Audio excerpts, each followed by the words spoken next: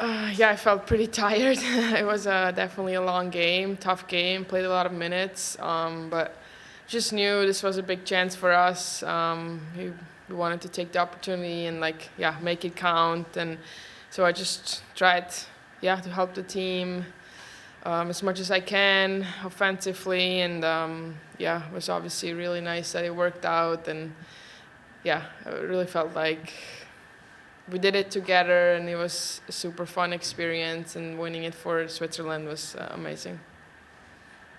Alina, how do you describe the atmosphere of Winter Olympic hockey? Like, compared to a normal game, what's the difference like when you're playing for your country?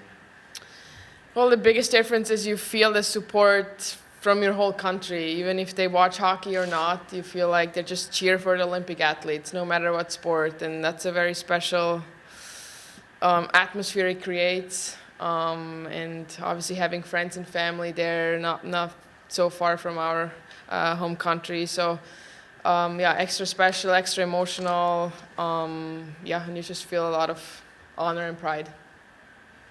Alina, how's the energy in the locker room right now, having 4 players come back, having just won medals? How does that sort of set you up for the rest of the season? Well, we feel the love, we feel the support, the excitement. It's beautiful to come back here and just see how much they followed the tournament and us players, and how proud they are of us. And obviously, the emotions are very positive, are high, and motivation is big. And we know we have big goals this year with the fleet, and I think we just try to continue with that momentum and keep going in the season to ultimately win the championship. How did you celebrate with your friends and your family? It was late. It was fun. We just rented out a little bar restaurant area. It's a little different because we had to wait for the medal for the gold medal game to end. So timing wise, first started in the locker room. Just had a lot of fun there, and then once we got our medal, went to a restaurant and with all the Swiss fans and friends and family. And for us, something very special, and we don't get to do that a lot. What kind of emotions were you feeling, when you saw Megan score that game-winning goal? Obviously, it's a little not your teammate right then, but you obviously had to have some emotions about that. I couldn't believe it. Honestly, one of my favorite moments of the whole Olympics, seeing Erin, Winnie, and Meg on the top of the world, and her scoring that goal, and just seeing the excitement around their team and around the 3 of them. They deserve everything and more. They're such great humans, such great athletes, and I'm just so happy that they get the recognition they deserve. We were actually under the stands. We had to wait for our medal. We had to stand in line, so we couldn't even watch the game. We watched it on the phone. We heard the reaction. Didn't know who scored. We waited, and then I saw Meg had the puck, and I was like, no way, no way, no way. And then she scored, and it was actually a delayed reaction from us, but pretty cool. And then walking out there on the red carpet and seeing them celebrating and making eye contact with them was a moment I'll never forget. Obviously, there's been so much positive reaction back here in the States from American fans. What was the reaction just from back in Switzerland for what we all accomplished? It was very overwhelming. Obviously, a lot of friends, families texted, called. Obviously, with social media, it's crazy how much attention you can get. It's definitely very overwhelming, but very beautiful. And then when we arrived on Monday in Switzerland, we got a little celebration, and people came. A lot of people were saying that we touched their hearts, and we fought, and we left it all on the ice, and they were all very proud of us, and that's something so beautiful, and you can't experience it anywhere than in sports. Alina, some athletes have talked about this post-Olympic slump. Sort of, you're at this high, this really, really high height, and then you all of a sudden come down from that. How do you avoid that? How do you keep the momentum rolling for having so much success? Well, winning the last game is always helpful, of course. I've been on the other side before, and then it's definitely tougher. You definitely think about other stuff more. I have to say, doing super well. I was right when it ended, basically just excited to come back here. Love this group here. Love the way we work.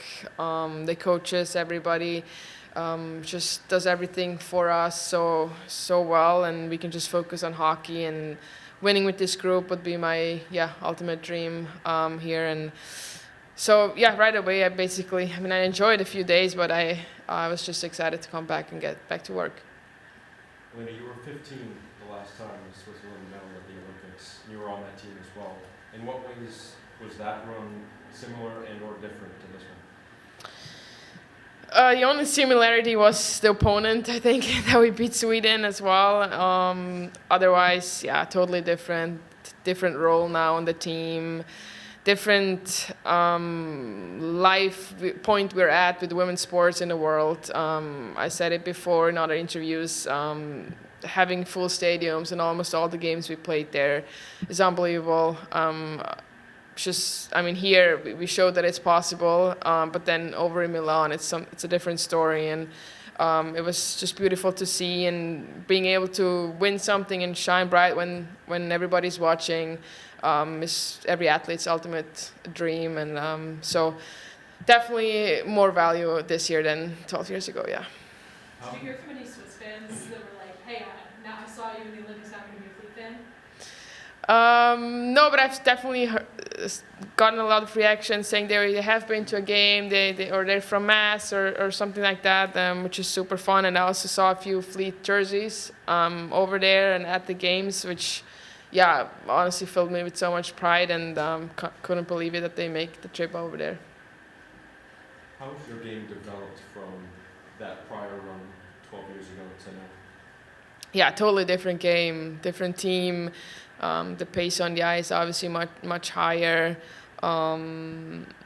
It's a different sport, honestly. If you go back and watch some clips from 10 years ago, which also makes me super proud with how far the sport has come, and the sky's the limit. So many young talents now. They're just so athletic. Play at a very high level. So this league and the whole international play is just gonna become better and better. Winners, what was it like to have your family in the stands? Something I don't think I could ever imagine that it would be possible at the Olympic stage, playing in front of my family and my loved ones. Was super emotional, and I don't get to see some of them a lot during the year, and then seeing them there, and seeing them getting emotional too, watching me or just seeing me after the game. It's undescribable.